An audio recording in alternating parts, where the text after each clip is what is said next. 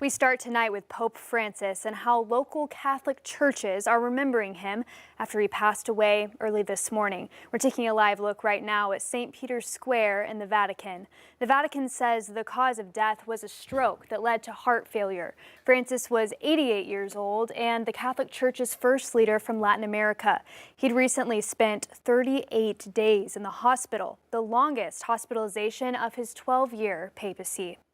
And since the Vatican announced his passing this morning, Catholics have been reflecting on the life and legacy of Pope Francis.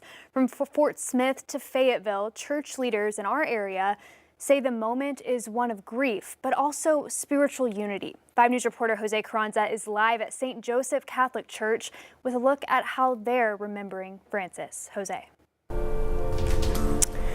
Yeah, Pope Francis delivered a surprise blessing on Easter Sunday, just hours before his death. That's why parishioners here at St. Joseph tell me that they were stunned to wake up to that surprising news on Easter Monday. Local leaders now turning to prayer, memory, and tradition to honor his legacy. In Fayetteville, the day began with a solemn tribute.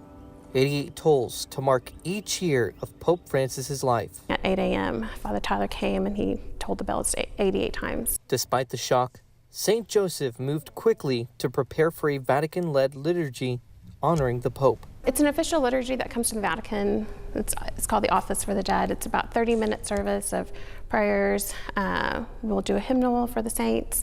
There's a couple of readings. In Fort Smith, Father John Anthony says the news triggered an immediate response of prayer. The first order of business was to put my phone down and to pray for the repose of his soul.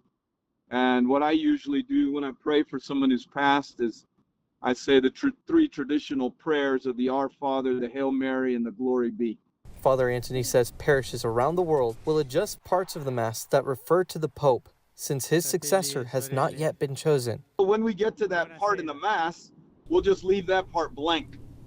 And we just mention the name of our local bishop instead of mentioning the name of the Pope. Attention now turns to the election of a new Pope by the 252 cardinals from around the world, expected to take place at the Vatican within 2 weeks. All of those cardinals will go into a room and then they will stay in there until there's a new Pope. Until then, Arkansas Catholics say the focus will remain on spiritual reflection and gratitude. When someone dies, we pray for them that, God have mercy on them, forgive whatever weaknesses they committed through our fallen human nature, and that he enjoy the glory of heaven.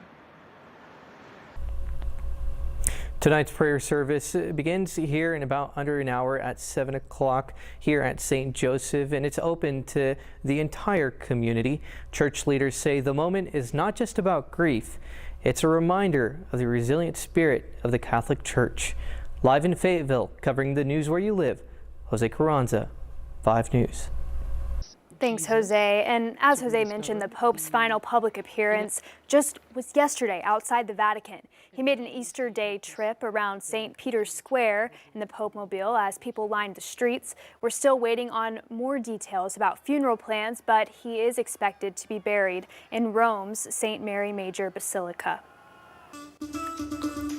We are also following developments from the National Weather Service tonight. They say a tornado touched down on Easter Sunday in the Huemount Village neighborhood in northwest Fayetteville. Survey teams say they confirmed the storm produced an EF1 rated tornado.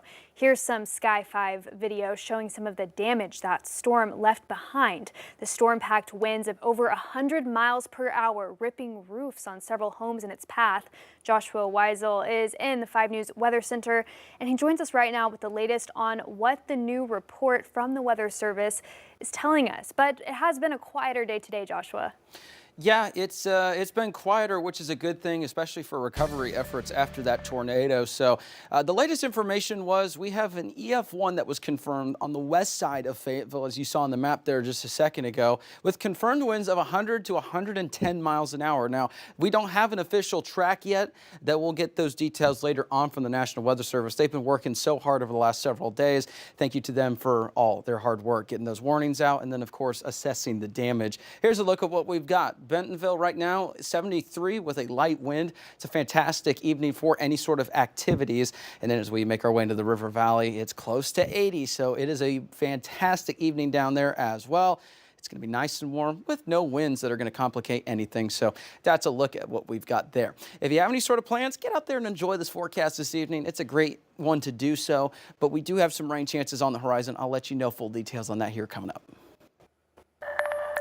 Thanks, Joshua. And we are following breaking news tonight from the Arkansas Department of Health.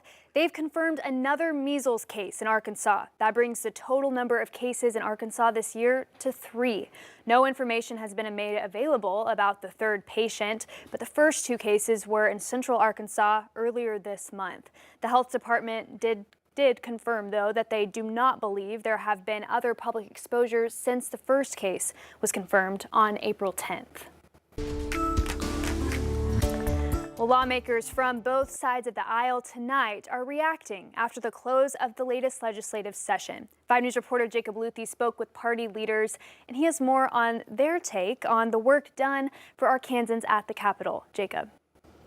Yeah, Morgan, from education to health care to public safety, Governor Sarah Huckabee Sanders signed hundreds of bills into law this legislative session, which began in January. The 95th Arkansas General Assembly legislative session ended just last week. Republican President pro tempore of the Arkansas State Senate, Bart Hester, says the session was successful.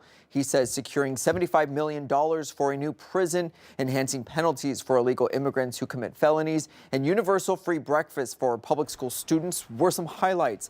Meanwhile, Arkansas House Democratic leader Andrew Collins says this legislative session will be remembered by power grabs, excessive spending, and hot-button national issues trickling into Arkansas politics.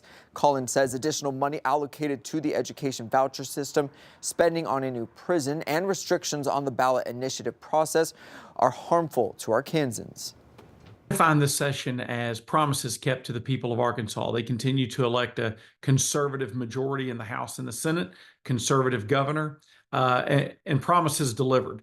Less regulation on the people, less taxes, removing government from their lives anywhere they can. Is a very successful session, in my opinion. We'll remember this legislative session for a few things. Number one is the spending on what I would consider to be misguided priorities. So a huge amount of money has been expended and will continue to be devoted to vouchers, private school vouchers that primarily benefit students already in private school, and also an attempt to build a prison that could be up to $1.5 billion. So those 2 budget items really constrain the rest of what we could do as a state. Now, while the legislative session is over, Governor Sanders has the power to call the General Assembly into a special session if necessary. Jacob Luthi, 5 News.